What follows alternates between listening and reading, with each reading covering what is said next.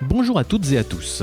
Au sommaire de cette deuxième émission de Tous Opus, nous vous invitons à un voyage au cœur du design dans le cadre de Lyon Design Tour 2013, dont le parcours s'est achevé dimanche 10 novembre au Puce du Canal de Lyon-Villeurbanne.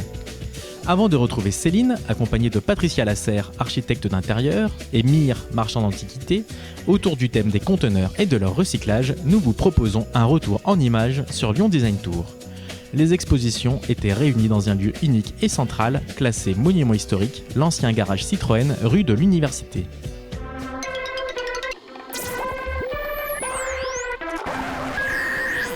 Du 6 au 10 novembre se tenaient 4 expositions, regroupées sous le thème du territoire, dans le navire de béton et de verre de l'ex-immeuble Citroën.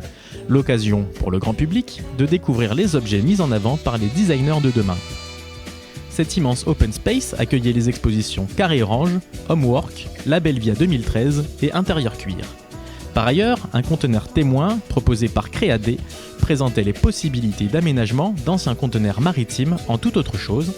Céline et ses invités nous en parlent tout de suite.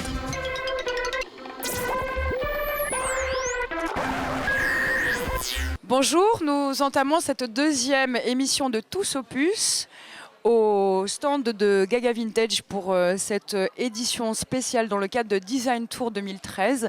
J'ai le plaisir de vous annoncer autour de cette table 2 intervenants de qualité, Patricia Lasserre et Mire, qui nous parleront aujourd'hui du recyclage de containers et de ses aménagements possibles. Alors donc justement, parlons de ces conteneurs. Il me semble que vous avez bûché sur le sujet à travers 3 pôles majeurs. Est-ce qu'il est possible de les connaître ? Nous avons travaillé justement et étudié les besoins en face sur le marché. On a pu distinguer 3 vraiment besoins importants. C'est au niveau du working, ce qu'on appelle le sense art working, où là on est vraiment sur un besoin lié pour les bureaux, toute la partie tertiaire et l'événementiel. On a aussi au niveau du sleeping, l'hôtellerie, ce qu'on appelait le sense art sleeping, où là on sait que sur toute l'hôtellerie pour créer des buzz, pour aussi lors de réhabilitation d'hôtels pour ne pas perdre leur clientèle, avoir la possibilité aussi de toujours accueillir ses clients et en même temps communiquer, créer un buzz. Et puis on a aussi sur le living, donc tout l'habitat alternatif pour des extensions de maison ou directement ceux qui souhaitent vraiment habiter dans des conteneurs. C'est l'occasion de rêver de vous présenter Mire. Bonjour Mire, alors il me semble que vous utilisez le container à 2 niveaux, un niveau professionnel et un niveau personnel. Est-ce que vous pouvez nous en dire plus ? Le container fait partie intégralement de ma vie, si je peux dire, puisque donc dans mon propre habitat, en plein milieu du salon, on a posé un container maritime et on en a fait une salle de bain. Donc tous les matins, je me lève, je fais ma toilette à l'intérieur d'un container. Et ensuite, la deuxième partie, donc je suis éco-designer et j'ai une boutique donc au village des containers, là aussi encore dans un container. Village des containers, donc qui fait partie de la transformation des puces du canal de Lyon, hein, rappelons-le. Donc vous êtes un des premiers à avoir investi un container.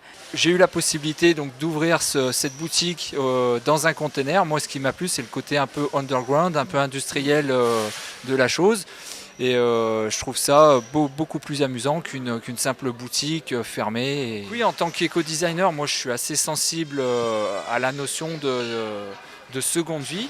Et là, en l'occurrence, avec le container, on lui apporte une autre dimension dans un autre contexte. Je pense que Patricia Lasserre peut rebondir sur l'idée de recyclage, puisque c'est vraiment le nerf de votre sujet, étant donné que vous avez développé 3 pôles distincts, selon 3 domaines qui se rattachent à ce conteneur. Est-ce que vous pouvez nous en parler ? Oui, donc c'est ça Céline, c'est-à-dire je rebondis par rapport à ce qu'a dit aussi Mire, et c'est réellement, on sent bien qu'actuellement dans l'éco-conception, la notion de recyclage, cet élément est important, c'est d'en faire aussi ce qu'on dit un objet, mais un objet aussi où on va l'utiliser vraiment, lui redonner une seconde vie. Et c'est vrai que ça, on ne peut pas le faire aussi seul, nous en tant qu'architectes d'intérieur, puisque c'est créer des ambiances, créer des univers, des activités, mais de le faire avec aussi une qualité d'usage et surtout un travail technique d'engineering, puisque ce sont des lieux de vie. Ils vont devenir des lieux de vie, donc des lieux de vie où on travaille, nous, là, on s'est associé avec Home, qui est une société d'engineering au Bagne.